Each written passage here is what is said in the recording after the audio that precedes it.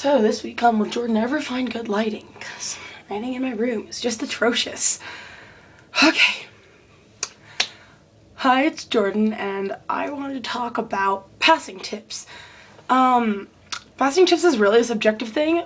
Well, just passing in general I find is really subjective because some people may want to pass as male and identify as male. Some people may want to pass as male and don't identify as male. And the same goes for people who want to pass as female. They may identify as female or may not. As for me, it's difficult because I don't want to pass as either. I want to pass as androgynous, which is very difficult and very incredibly subjective to do. And so it's really a hard thing to try and give tips about how to pass as non-binary. But what I do is I really just incorporate different aspects of both traditionally male things and traditionally female things into my appearance because I like to dress androgynously. It just feels very comfortable to me. But as someone who is born female, a lot of what I do tends to lean more towards masculine presentation to like counteract my feminine attributes of my body. And my date mate, who is assigned male at birth and is also non-binary, does the same thing, but they incorporate a lot of female attributes to their male body to pass androgynously. So like I'll bind my chest and I'll contour my face to look masculine, and I get my hair cut short to look very masculine, and I wear like men's clothing a lot. However, they will my date mate will wear more makeup, and they keep their hair short because they just like it short, but they also wear more feminine clothing. They tend to like skirts a lot more than I do, and just feminine dress in general. But androgyny is really a super subjective thing, and as long as they're both female and male, or masculine and feminine qualities being incorporated, then it is counted as androgynous. So one thing I do that a lot of people who have breasts do is bind my chest, and I use a binder for this that my friend got for me. I use a binder from GC2B. I'll go get it and show you because everyone has a GC2B binder now, but they're really great. So this is the binder I have. It's from the company GC2B, which is one of the leading binder companies. It's just a pullover, which has gotten to be a popular style lately. One thing I really like about it is that it only has a compression panel right in the front. So like I can't stretch it right here, but the rest, like the back, is very stretchy and has a support panel in the back with it. And the rest of the binder is very flexible. Like the compression panel goes up to the shoulders, and like it's not stretchy here, but it's stretchy right there. And it goes a good ways down the chest. And I have a full tank binder because while it is more expensive than their tri-top binder, I was afraid that since I am a larger person and have a big stomach that it would roll up, and that would be that would just be annoying to deal with while I was binding my chest. So just to get a comparison, I'll show you what it looks like when I'm wearing my binder. So for reference, this is me just wearing a sports bra. I don't have a very big breast. I'm just a 38B, so I do fluctuate into a C a little bit, but generally I'm a B cup. So my boobs aren't super big, but I'm a large person, so the compression is a little bit different. And so this is me wearing my binder. As you can see, I am much flatter than I am than with the sports bra. I'm actually pretty flat considering. Like, I'm really broad and actually pretty muscular, so I feel like part of the reason it doesn't bind all the way is because I have a lot of muscle just in general. But it's very nice. It's really comfortable. And I just find it really convenient. The only downside to GC2B binders is that they do lean a little more on the expensive side. They do say they're affordable, and generally speaking they are.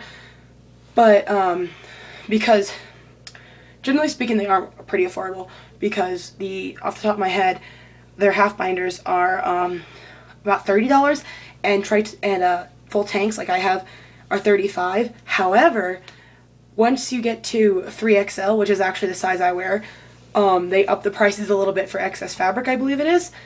And so half binders become $35 and tank binders become $40. So my binder is actually $40 because I'm a 3XL.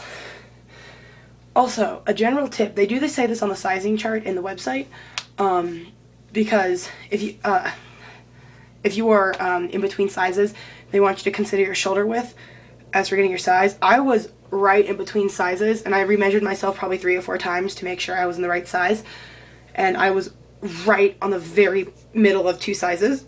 And so I have incredibly broad shoulders. So what I did is I went with a 3XL instead of 2XL because I was afraid it wouldn't fit me if I went to the 2XL, and it actually fits perfectly, the 3XL does. And I'm very happy with this purchase, and it's lasted a good while. I think I've had this since the summer, or at least around the start of the school year. I've had it for a little while, and it's not lost its shape. It's not bound any less through my wears, and it's just, I just like my binder a lot. I don't wear it all the time because sometimes I do like to have boobs in my dress, I guess you could say. Like today I was just wearing a sports bra, but it's really, like I said, androgyny is subjective. Sometimes I feel like being more masculine in my appearance, and so therefore I wear my binder. Sometimes my shirts just fit better if I'm wearing a binder, so that's why I wear my binder. It's all up to you. I don't have any other binders to show in comparison to this one because this is the only binder I own, but I've heard good things about Underworks, although I'm not sure, I can't say for sure how well they work because I don't have one of my own, but there are probably other binding companies out there that do make good binders, but personally I'd recommend GC2B just because I've had a lot of success with them. And I'm back to being a good like 5 inches shorter because I was standing on like $4. Another thing I do to pass is just generally my makeup. Like today I went for a more feminine appearance because I love lipstick and eyeliner.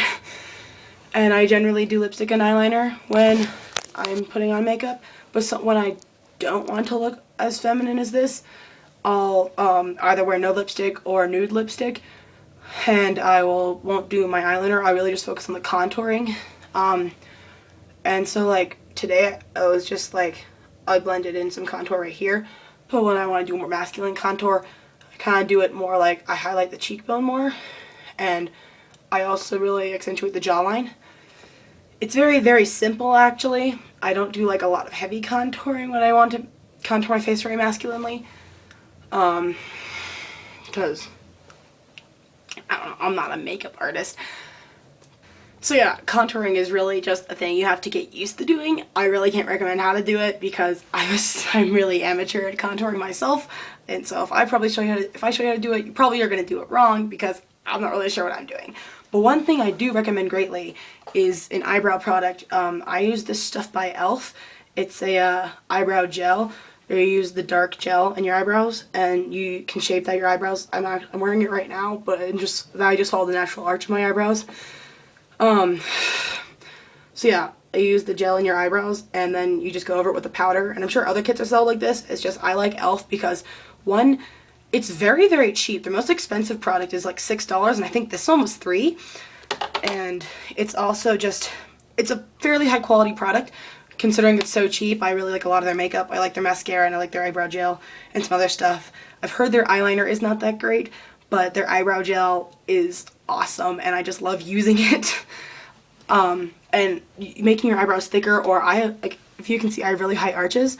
And so sometimes I lower the arches, and that makes my eyebrows alone just look more masculine, which can help my overall appearance.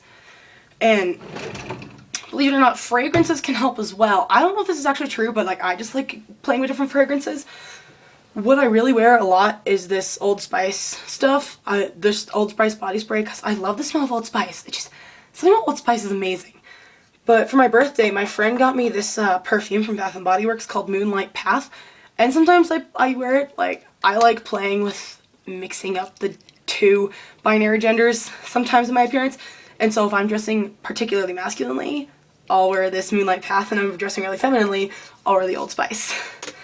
Sometimes it doesn't always work out like that, but if I think about it, I will do that, just because I think it's fun. Now, I know I've talked a lot about generally masculine presentation because I feel more comfortable dressing masculinely a lot, and androgynous presentation. But as for people who want to dress more femininely and pass as female, I feel like that's also a very simple thing to achieve, like just through makeup and clothing. Because my date mate has been mistaken for a girl many times, and they were just wearing like a dress and eyeliner. They look so pretty. But if you want to have like breasts, I know you can buy breast forms, I think. I don't really know about this stuff because I happen to be born with this type of body. So but if you happen to be in a position where like buying makeup is not safe for you, or like if you have it, you're just afraid to use it because you're afraid it'll be noticeable, very neutral stuff can help. Like I would stay away from more obvious stuff like eyeliner and lipstick, which I happen to use a lot, but just like powder to even out your complexion, or like foundation, and like pinks or nude lipsticks tend to look very natural.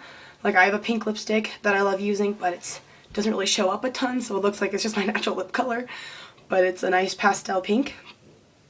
One thing you could probably do is accessorize, because men don't often tend to accessorize, just in Western society at least, with lots of jewelry or such. Normally it's like sometimes some men will wear necklaces, but it's very simple, and some wear like fancy watches. The fanciest accessory a man I've ever seen on a man is probably like a tie. But maybe I'm just not that observant. But women generally tend to have a lot more options in the accessory department. And so like I wear a lot of hair bows. Like I've made a lot. Like, well, there's this one that my sister got me for Christmas a couple years ago, which is really cute, and it just has a regular clip in the back, and I'll just stick this in my hair sometimes. It's really cute if I'm wearing like a masculine outfit. I'm like, but I want to look a little bit more femme, and so I just stick a hair bow in my hair. But I have lots of others, because like for some reason hair bows can be like wicked expensive or hard to find.